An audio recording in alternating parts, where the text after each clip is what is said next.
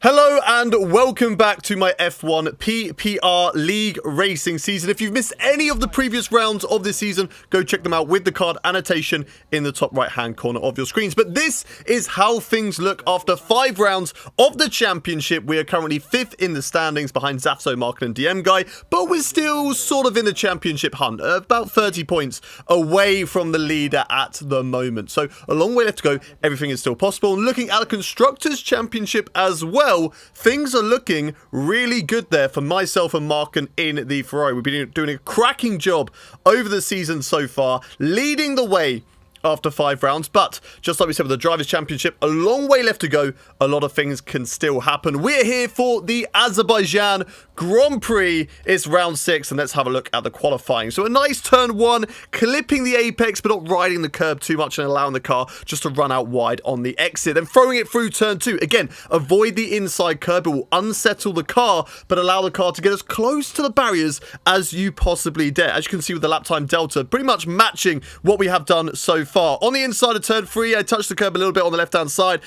You can kind of get away with it, but you don't want to touch it. Same with the one on the inside of turn 4 as well. And the lap time is exactly the same. Consistency here in qualifying. Now through this corner, really aggressive on the inside of the first part. You want to get as far left as you possibly can to open up the right-hander as early as possible. Want to take a bit more curb there on the hairpin of that turn. This is going to be the last lap of qualifying. Throw it in over the bumps through the castle section. We got put off a little bit by Daniel ahead of us. He doesn't necessarily get in the way of me. It was just maybe a little bit off-putting to have that in my eye line. Maybe lost me about half a tenth or something. Nothing too major. Now getting over to the left, back over to the right. Throw it through the left-hander. Avoid the bump as much as possible. We got away with that, just about missing the barrier. Now 2 tenths up on our best lap time. Actually purple through sector 2, but I believe that is a glitch, so let's not get our hopes up too much. But about 2.5 tenths up on our previous best lap time as we throw it through the last couple of corners. Not really corners, as you can take them flat out, but you can still lose a lot of lap time there if you do get it wrong. Get a DRS wide open, come down to the start finish straight. Unfortunately, no tow for us, but it is going to be good enough to put us into P4 for the time being. With other people setting their lap times, we do drop down into P6, but a really positive qualifying session. We're way off the pace of the likes of DM Guy, Markin and Zafso, but those 3 are just crazy quick in this league. They are setting the bar for pace in this league, and we're not able to match it in qualifying, but we are usually a lot better in the races because we're a little bit smarter. We can get our head down and work on the strategy and maybe not get caught up in incidents, and like we showed in Austria, don't get penalties and allow the people who do get penalties to fight the people who don't, to give you those free positions like we did there to get that race win in Austria. But let's see what we can do from 6th on the grid. We get a 5 red lights in Azerbaijan, and it is lights out and away we go. It's a really good start once again compared to the Alpine of 256. Go for a big dive up the inside of Joke Boke in the Williams as well. 256 unable to go for it on us, but he goes for a huge send up the inside into turn 2. Now 256 has a little bit of a reputation of being a bit aggressive and maybe a few crashes surrounding him, so we didn't want to risk it this early on in the race, keeping it side by side through turn 2. But now following 256 as Zafso has had a big moment through the fast chicane right at the end of the lap. That is disaster for him, because not only has he had a spin, he's also facing the wrong way, so it's going to lose him so much time to get the car turned around as we go for an overtake on 256 around the outside. At this point of the race, we have better grip, better speed, and now we go on the attack. We're also going on the attack of the Williams of Joke Boke, hunting down that podium position in the race. We're going to follow in the slipstream, in the DRS, all the way down in towards turn 1, but it looks like Joke Boke is going to be coming into the pits early on lap 5 of this race. So we do move up into the podium position for the time being. Mark and my teammate also deciding to come into the pit lane for the time being as well. So he gets priority. He is the lead driver. He is trying to go for the undercut on a DM Guy. Of course, those two fighting out for the championship just as much as I am trying to close in on both DM Guy and Markin and Zafso. We come into the pits at the same time. that DM guy does. Sandy Baggy, as we said, loves an alternative strategy last time out in Austria. He's gone for it again, and he is staying out, and he's now taken the lead of this race in Baku. We're into the pit lane.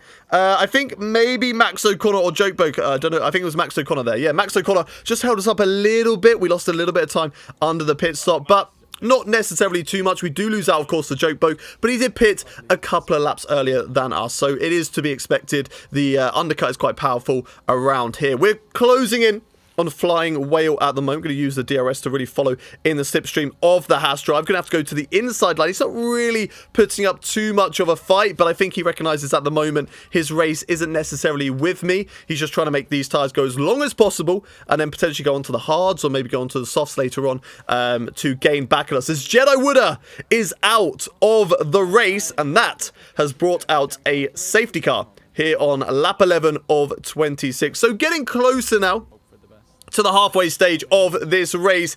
Now, we weren't sure about going into the pits as Jokeboke there cuts across the white line. That is a naughty thing to do when pitting. You're not allowed to do that. You have to stay within the limits of the white line. So Jokeboke is going to get a penalty, most likely coming his way. But we've now moved up into P3 once again. So things are looking very good for us. And they're looking even better because Sandy Baggy behind is on hard tyres. DM Guy gets the race back underway with a good safety car restart, but Marken right on the tail of the Aston Martin driver. Now, we're not going to fight these guys too much. Marken, of course, is my teammate. I'd like us to both move past DM Guy, but these guys both have so much more pace than myself. So if I was to fight Marken, I'd just be hurting the team because I would compromise him from going on the attack of DM Guy as the safety car has been deployed. We've opted to come into the pit lane. Now,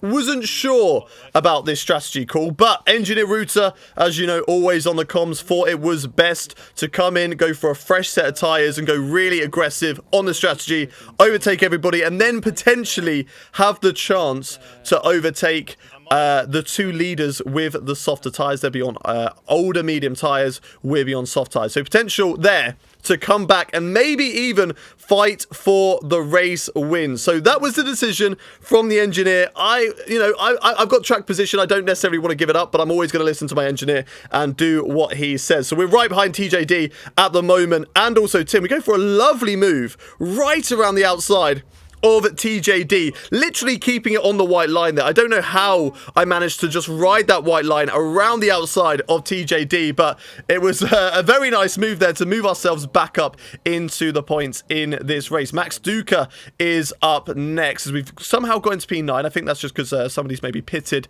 elsewhere in this race. But yeah, following behind the Alfa Romeo of Max Duca and also Flying Whales. We get a lovely line out of the castle section. Now going to have a look up the inside of Max Duca. Now, we have to get these moves done as soon as possible. I'm not usually the aggressive type. I wait until we can get a guaranteed overtake down a straight, but this is a time where we've only got about 5 laps left to go to try and gain back our podium position. So we've got to get a move on as Sandy Baggy on those hard tyres. It's not really worked out too well for him. He's fighting with Flying Whale, and I think that is Tim up ahead as well as Max O'Connor goes for a look up the inside into turn 2. Not someone I really want to fight. He is on the same strategy as myself, but he does have a 6-second time penalty. So just like Austria, we can let him go and allow him to pull me up to the rest of the drivers. The only problem is, if he cannot overtake the drivers ahead, it's going to stop us from moving past them as well. So it's a risk,